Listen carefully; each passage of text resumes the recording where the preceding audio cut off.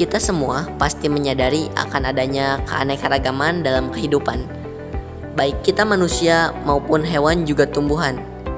Keanekaragaman itu semua tentunya ialah anugerah Tuhan yang Maha Kuasa, sehingga kita tidak boleh hanya menikmatinya, namun juga harus menjaga dan melestarikannya. Betul sekali, warna kulit, bentuk wajah, bentuk mata, jenis rambut kita aja berbeda. Kerenan gue sih, itu semua ialah bentuk keberagaman.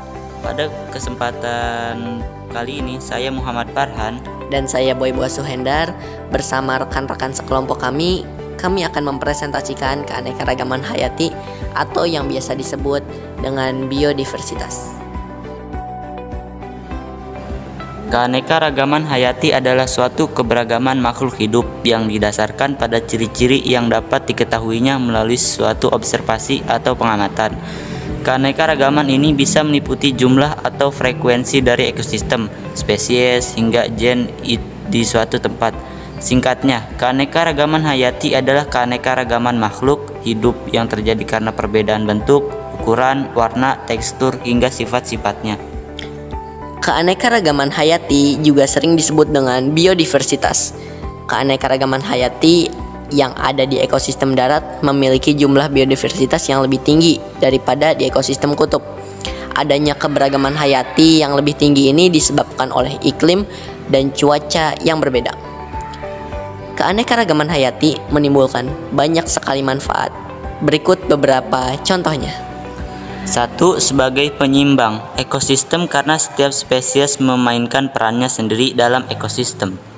2. Sebagai sumber ilmu pengetahuan dan teknologi melalui penelitian pada ekosistem yang terbentuk karena adanya keanekaragaman hayati.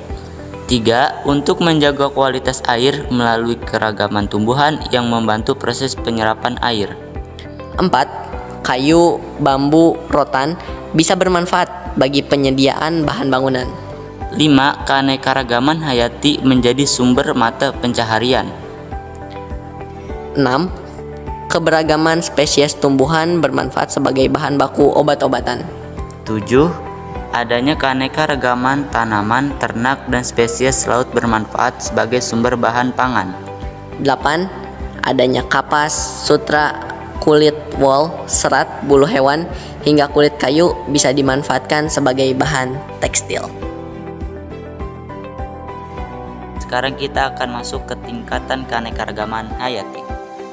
Tingkatan tersebut ialah gen, spesies, dan ekosistem, atau bisa kita singkat dengan kata GSEK, yaitu gen, spesies, dan ekosistem. Boy, bagaimana kalau kita melanjutkan dengan presentasi pada laptop? Boleh.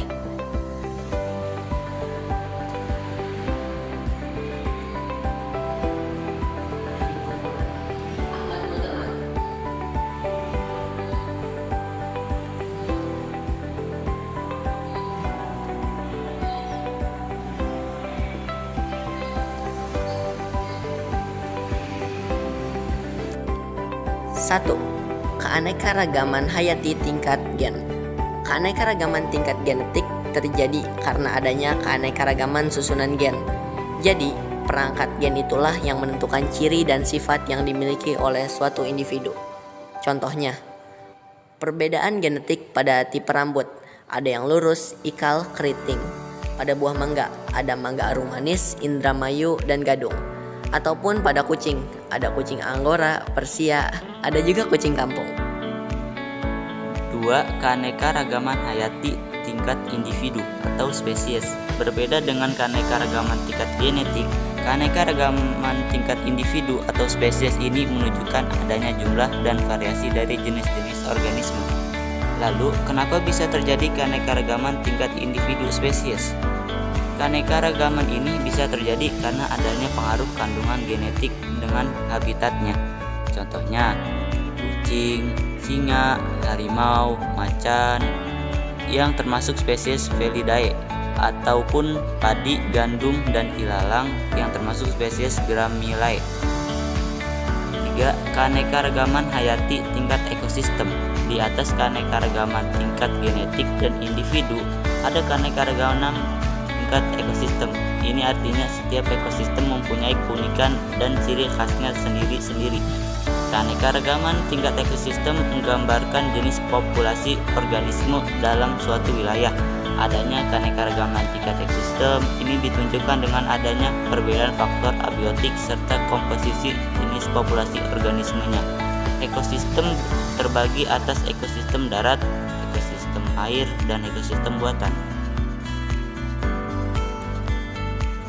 Ekosistem darat terdiri atas hutan hujan tropis, sabana, padang rumput, gurun, hutan gurun taiga, dan tundra.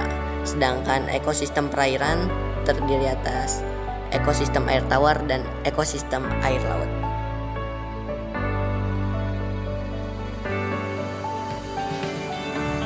Empat garis yang memisahkan atau membedakan fauna tipe peralihan dengan tipe asiatis serta australis. Garis yang memisahkan fauna tipe asiatis dan peralihan dikenal dengan garis Wallace. Garis Wallace membentang dari Selat Lombok menuju Selat Makassar dan berakhir di Filipina bagian selatan.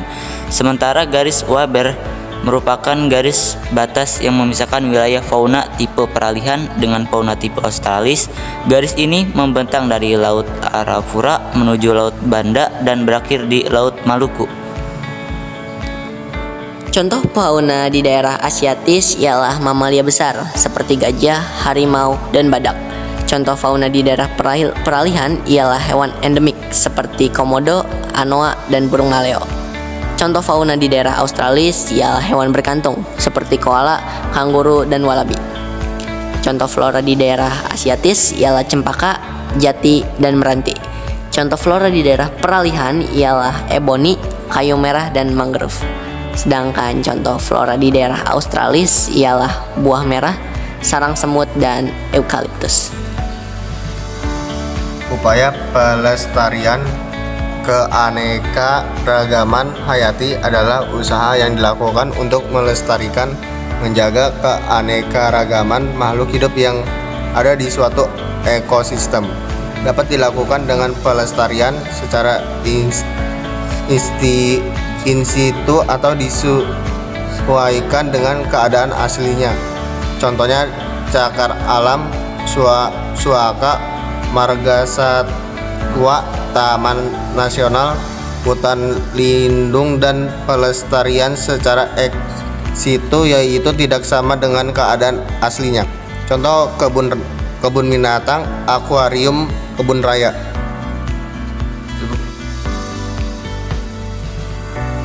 Setelah belajar aku jadi lebih paham.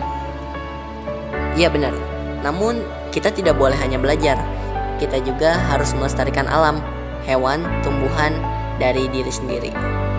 Dengan kegiatan yang menjaga dan tidak merusak alam seperti menjaga alam tetap bersih, senang menyirami tumbuhan, dan menyayangi hewan peliharaan dengan baik, itu adalah contoh upaya kita melestarikan keanekaragaman hayati dari diri sendiri. So, cukup sekian presentasi dari kami. Kami mewakili kelompok yang bertugas. Mau minta maaf bila ada salah kata atau sesuatu yang kurang berkenan. Kiranya presentasi ini dapat menjadi pembelajaran yang bermanfaat bagi kita semua. Sekian dari kami. Terima kasih.